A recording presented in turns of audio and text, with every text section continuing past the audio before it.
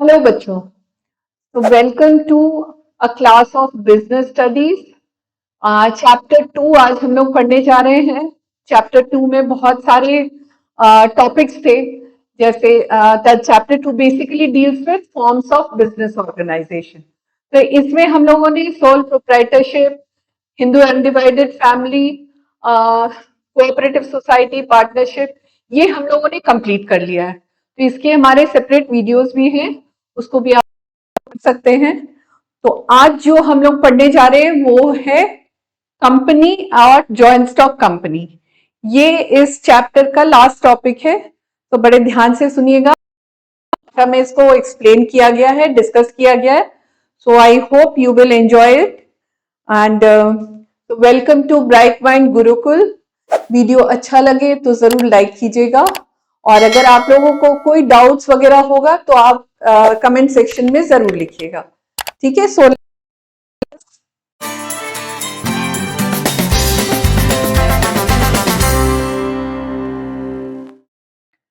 So we start with what is a company. A company is an association formed to carry on the business activities. कोई भी business हो, जब एक अकेला person is not sufficient enough to manage the business, तब वो एक company, अब उसके पास फंड्स हो अच्छा, तो वो एक कंपनी स्टार्ट कर सकता है। कंपनी को स्टार्ट करने के लिए क्या क्या चीजें होती है, पहले तो कंपनी का नेचर समझना पड़ेगा, उसके बाद इसकी जो फॉर्मेलिटीज है उसको डिस्कस करेंगे। तो company has a legal status which is separate from its members. कि हमेशा आप कंपेयर करते रहना, जो पुराना जो आपने पढ़ा है जैसे सोल प्रोप्राइटरशिप, पार्टनरशिप, ये सब, इसमें अगर हम कंपेयर करें तो कंपनी के पास अपना सेपरेट लीगल स्टेटस है जो मेंबर्स के साथ मैच नहीं करता। मेंबर्स का अलग है, कंपनी बिल्कुल अलग है। तो it is described as artificial person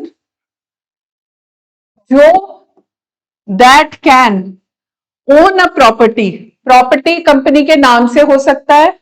enter into any contracts, कोई कॉन्ट्रैक्ट भी साइन कर सकता है। And sue and be sued, legal इसके अगेंस्ट में एक्शन, या ये किसी के अगेंस्ट लीगल एक्शन ले सकता है। So but it can not eat, breathe और वॉक। सो इसीलिए इसको कहा गया है it is an artificial person. ठीक है। फीचर्स ऑफ ए कंपनी और भी हेल्प करेगा एक्सप्लेन करने के लिए कि इसकी क्या क्या क्वालिटीज हैं। It is an artificial person, पहले ही हम लोगों ने भी पढ़ा था कि it is an artificial person मतलब it is created by law, has human like rights. एक इंसान की तरह इसके सारे फीचर्स हैं, लेकिन it is not a human.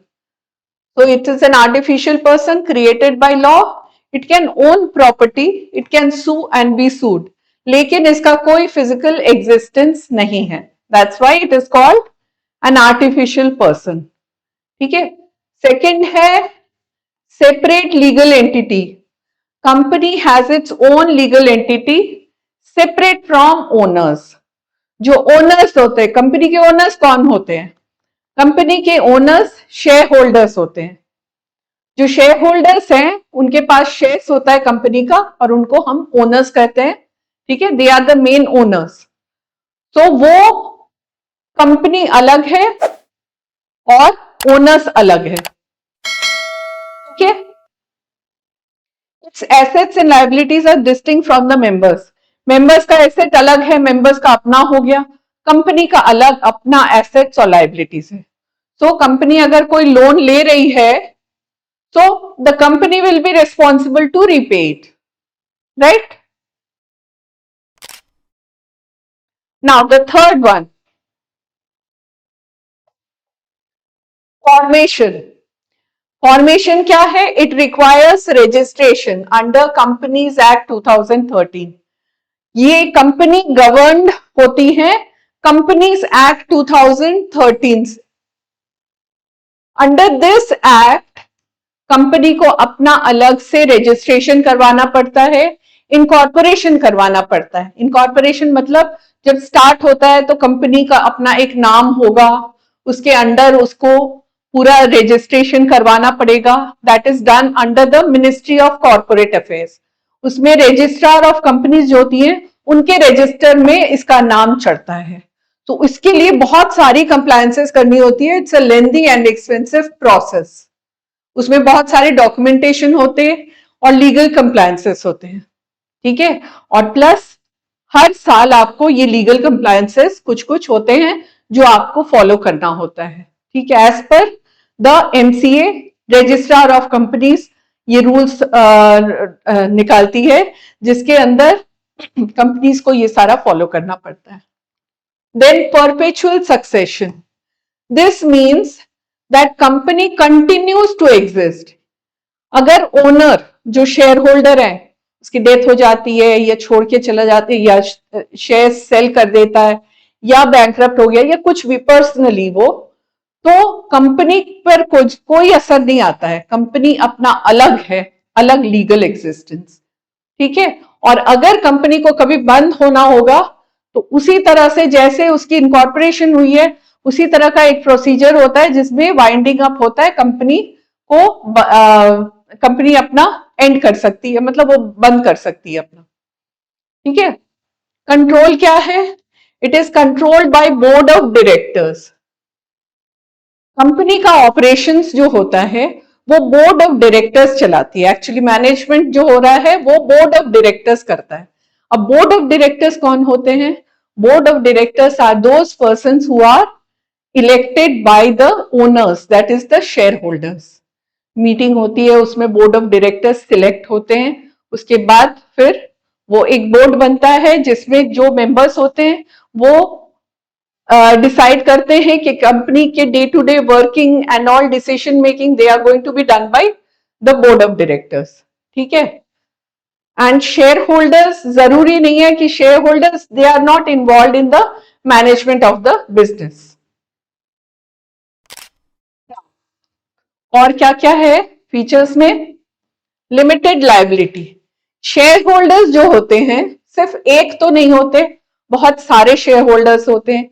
Shares को ब्रेक किया जाता है, सब बहुत सारे शेयर होल्डर्स होते हैं, वो अपना अपने हिस्से का शेयर्स ओन करते हैं। तो शेयर होल्डर्स की जो लाइबिलिटी होती है this is limited only to the extent of the share capital, ठीक है। जितना शेयर्स उनके पास है उतने तक की ही उनकी लाइबिलिटी होती है। जैसे सपोज अक्षय ने 2000 रुपए का 10 रुपए का 2000 शेयर्स लिया है और उसने अभी तक 7 रुपीज पर शेयर ही पे किया हुआ है, तो उसका अभी कंपनी में 3 रुपीज पर शेयर अभी भी बाकी है, तो ही इज लायबल टू पे दैट, ठीक है। Common seal, common seal is the official signature. ये मोहर होता है, कॉमन सील होता है जो लगाना पड़ता है। कोई भी कंपनी की डॉक्यूमेंट्स होती है उसमें बोर्ड ऑफ डायरेक्टर्स अगर साइन कर रही है तो ये कॉमन सील भी उसमें लगना है। जब वो लगेगा तभी ये डॉक्यूमेंट्स लीगली बाइंडिंग होता है, ठीक है। This is essential. And risk bearing, risk is shared among all share holders. एक इंडिविजुअल को रिस्क नहीं बेयर करना होता है, it is shared. This reduces individual burden compared to sole proprietorship और पार्टनरशिप, ठीक है। सोल प्रोप्राइटरशिप में हम लोगों ने पढ़ा था कि जो सोल प्रोप्राइटर होता है उसकी लाइबिलिटी अनलिमिटेड होती है। अगर बिजनेस लॉस में है तो बिजनेस का जितना भी एसेट्स है वो सेल कर दिया, उसमें से जितना पे ऑफ कर सकते हैं वो कर दिया, वो भी इनफ नहीं होता है तो फिर सोल प्रोप्राइटर को अपना पर्सनल प्रॉपर्टी भी बेच के वो लाइबिलिटी पूरा करना होता है। लेकिन इसमें ऐसा कुछ नहीं है, ठीक है। तो this is it, the features of company हमने डिस्कस कर लिया है। चलो now we are discussing the merits of a company. Merits of a company क्या क्या है? Limited liability, shareholders are only liable up to the unpaid amount of the shares they hold, ठीक है। Their personal property is not at risk, and this reduces the financial risk for the investors and attracts more people to invest. ये एक company का बहुत important और बहुत ये important एक क्वालिटी है कि इसकी लायबिलिटी लिमिटेड है। ठीक है, ये बहुत बड़ी चीज है, क्योंकि कोई भी बिजनेस में अगर लॉस वगैरह कुछ भी हो रहा है तो प्रॉब्लम ये हो जाता है कि लॉस को बेयर कौन करेगा। इसमें शेयर होल्डर्स शेयर खरीदता है अपने नाम से, और शेयर जो इसका unpaid amount of share, suppose इसके पहले भी हम लोगों ने डिस्कस किया था कि किसी ने 200 शेयर्स खरीदा एट द रेट ऑफ 10 पर शेयर। ठीक है, अब क्या है कि इसने सिर्फ अभी तक पे किया है 7 रुपीज। ठीक है, तो इसका मतलब इसको पे करना था 200 इंटू 10 इज 2000 रुपीज इसको पे करना था। अभी इसने कंपनी को सिर्फ 1400 दिया, तो he is liable for this amount. इतना इसकी लायबिलिटी अभी 600 रुपीज की है जो इसे कंपनी को पे करना है। ठीक है, ओके, सो लिमिटेड लायबिलिटी हमें समझ में आ गया। Liability is limited and personal property, share holder की पर्सनल प्रॉपर्टी कभी भी दांव पे नहीं लगती, इसमें it is not at risk.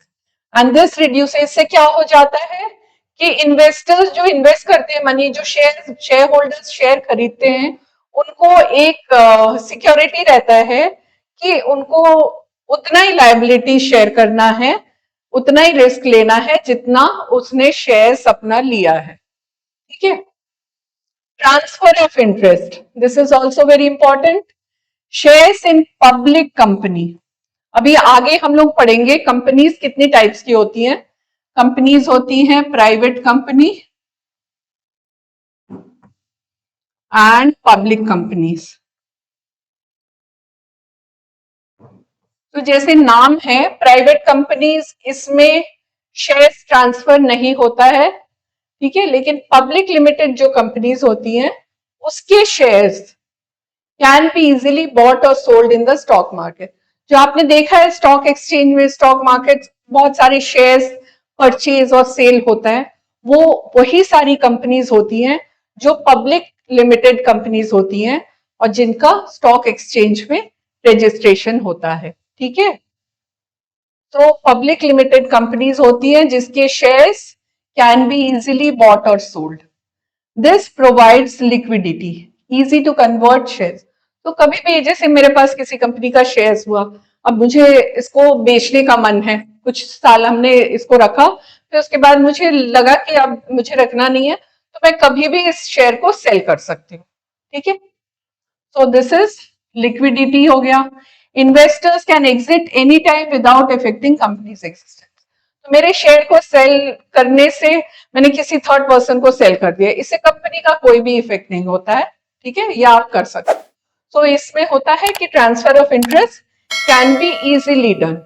Okay, तो लिमिटेड लायबिलिटी एक एडवांटेज हो गया और ट्रांसफर ऑफ इंटरेस्ट ये भी एक एडवांटेज हो गया। परपेचुअल एग्जिस्टेंस, परपेचुअल एग्जिस्टेंस से क्या समझ में आ रहा है कि company is a separate legal entity, यानी किसी भी शेयर होल्डर या मेंबर के डेथ या रिटायरमेंट या इंसैनिटी से कंपनी पे कोई असर नहीं होता है। The company continues until legally bound up.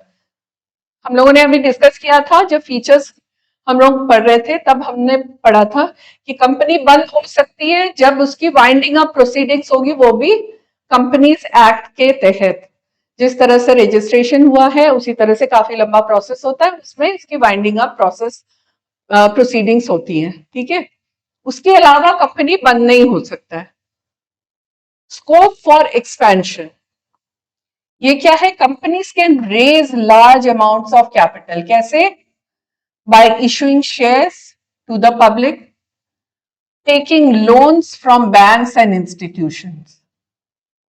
ठीक है, large capital base allows company to expand into new markets or invest in large scale operation. जब आपको बिजनेस बहुत बड़े स्केल में करना होता है तो आप ये वाला फॉर्म ऑफ ऑर्गेनाइजेशन को ही चूज करते हो, क्योंकि जो सोल प्रोप्राइटरशिप होती है, ये पार्टनरशिप होती है, वो बहुत लिमिटेड एक कैपिटल से शुरू होता है, ठीक है। लेकिन कंपनी ऐसा है जो अपने ये बैंक से या इंस्टीट्यूशंस जो होती हैं वो इनको लोन देने में भी उनको काफी कॉन्फिडेंस फील होता है, क्योंकि इसकी लीगल पूरे मतलब बाय लॉ ये रजिस्टर्ड होता है, ठीक है। तो इसका स्टेटस काफी सेफ होता है। So companies raise large amounts of capital किस किस तरह से रेज कर सकता है? एक तो bye issuing shares, issuing shares सिर्फ पब्लिक कंपनीज कर सकती है, और लोन्स कोई भी ले सकता है, प्राइवेट और पब्लिक कंपनीज। ये बैंक और इंस्टीट्यूशन इन्हें लोन देने से कोई हिचकिचाता नहीं है, ठीक है।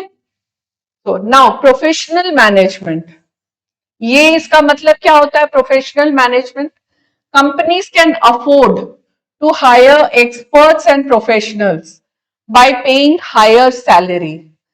तो कंपनीज के एक्सपेंडिचर का कोई लिमिट नहीं हो सकता है, वो कितना भी, क्योंकि उसको फंड्स, इसके पास फंड्स भी ज्यादा रहता है और वो खर्चा भी इतना ही कर सकता है अगर उसको एक्सपेंशन करना है तो। So companies can afford to hire experts. Management is done by qualified personal. जो बोर्ड ऑफ डायरेक्टर्स टीम होती है वो काफी क्वालिफाइड पर्सनल होती है, ठीक है। क्वालिफिकेशंस के बेसिस पे ही उनको सिलेक्ट किया जाता है।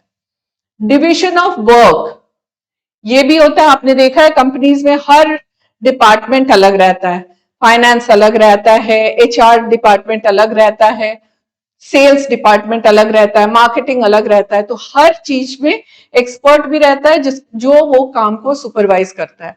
तो डिविजन ऑफ वर्क होता है, इससे एफिशिएंसी और डिसीजन मेकिंग काफी इफेक्टिव हो सकती है। Each department is handled by specialist leading to balance and effective operation, ठीक है। सो परपेचुअल एक्सिस्टेंस समझ में आ गया। स्कोप ऑफ एक्सपेंशन, क्योंकि हम कैपिटल बाहर से कैपिटल रेस कर सकते हैं, और प्रोफेशनल मैनेजमेंट के तहत बहुत अच्छे से मैनेजमेंट हो सकता है। हम प्रोफेशनल स्पेशलाइज पीपल इनको हम अपॉइंट कर सकते हैं।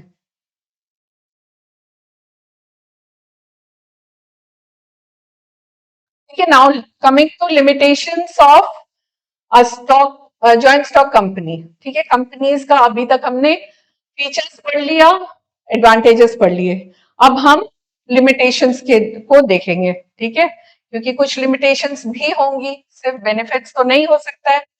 Okay, let's see. Complexity information, ये बहुत बड़ा एक इशू है, क्योंकि एक कंपनी को रजिस्टर करना या इनकॉर्पोरेशन करना वो बहुत इजी नहीं है। आपको किसी प्रोफेशनल को हायर करना होगा, वो प्रोफेशनल आपसे तरह तरह के डॉक्यूमेंट्स होते हैं, उसको फिल करके आपको फॉर्म्स फिल करना होता है, उसके बाद आपको उसकी रजिस्ट्रेशन करवानी होती है। इसका भी स्टेप होता है, पहले आपको नाम सिलेक्ट करना होता है, जो भी नाम आप समझ सोच रहे हो वही नाम आपको मिलेगा नहीं, वो भी एक इशू है कि वो काफी कुछ सिलेक्शन स्क्रूटिनी होता है कि उसी नाम से कोई और कंपनी तो नहीं है, रिजेक्ट भी हो सकता है। सो बहुत तरह तरह की चीजें हैं जो आपको फॉलो करना होता है। It's a lengthy legal process, requires time, legal knowledge and various documents.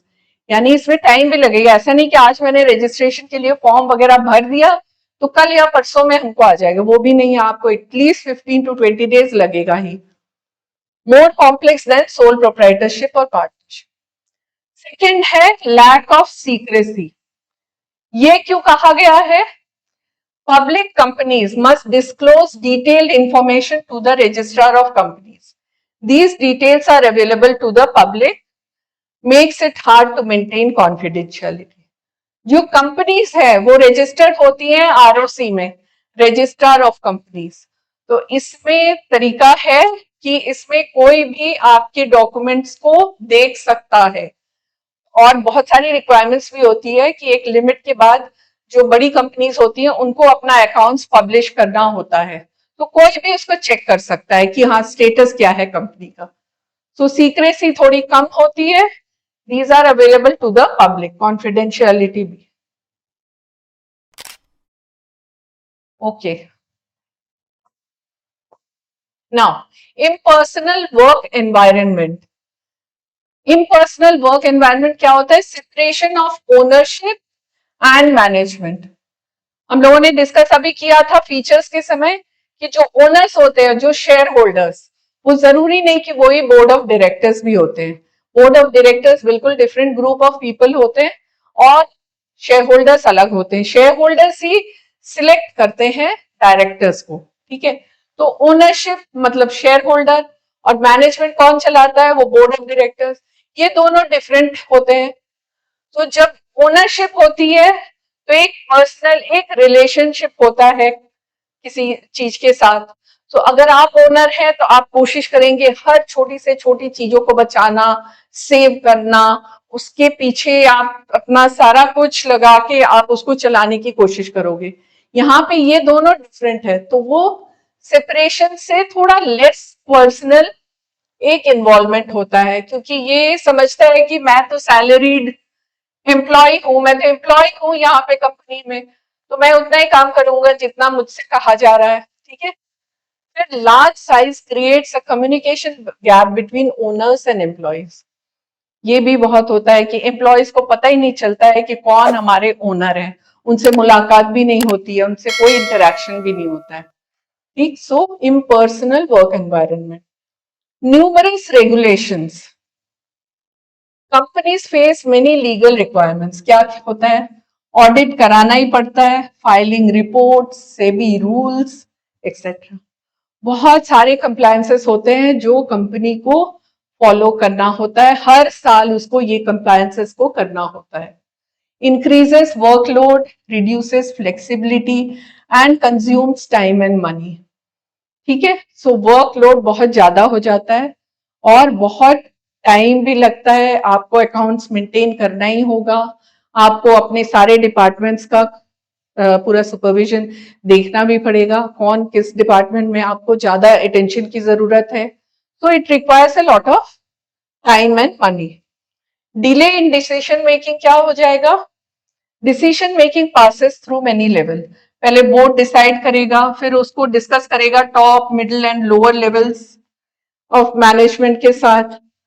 मतलब पहले डिसीजन होता है बोर्ड ऑफ डायरेक्टर्स का, सारे मीटिंग में बैठेंगे, उसमें डिसाइड होगा, सबका एक साथ एक जैसे पूरा ओपिनियन होना चाहिए। वहां से पास होगा तो उसके बाद फिर मैनेजमेंट के पास आएगा, आप वहां पे डिस्कस करोगे, उसके बाद फिर आप हर डिपार्टमेंट के हेड के साथ डिस्कस करोगे, उसके बाद फाइनली जाके इम्प्लीमेंटेशन होना है। So this requires delay in decision making. Oligarchic management. Oligarchic management का मतलब क्या हो गया? दो shareholders elect board, in reality few attend the meeting। Shareholders का जरूरी नहीं है कि हर मीटिंग को अटेंड करें, सिर्फ एजीएम जो होता है एनुअल जनरल मीटिंग, उसमें शेयर होल्डर्स को होना जरूरी होता है। बाकी जो मीटिंग्स होती हैं वो board of directors he conduct करते हैं, उसमें बोर्ड ऑफ डायरेक्टर्स की जरूरत होती है, शेयर होल्डर्स अगर ना भी हो तो चलेगा।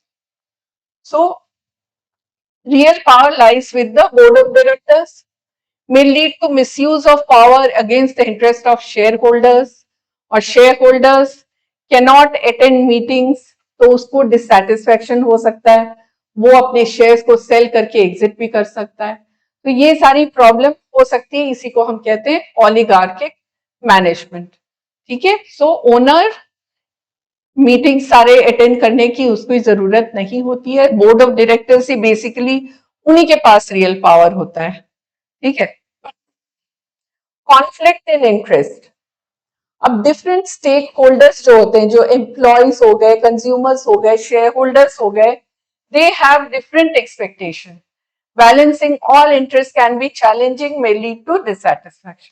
अब आप हर एम्प्लॉय को, हर स्टाफ को खुश तो नहीं रख सकते हो, हर डिपार्टमेंट के हेड को, हर चीज में आप किसी को खुश तो नहीं रख सकते हो, तो इसमें थोड़ा सा difference of conflict in interest हो सकता है।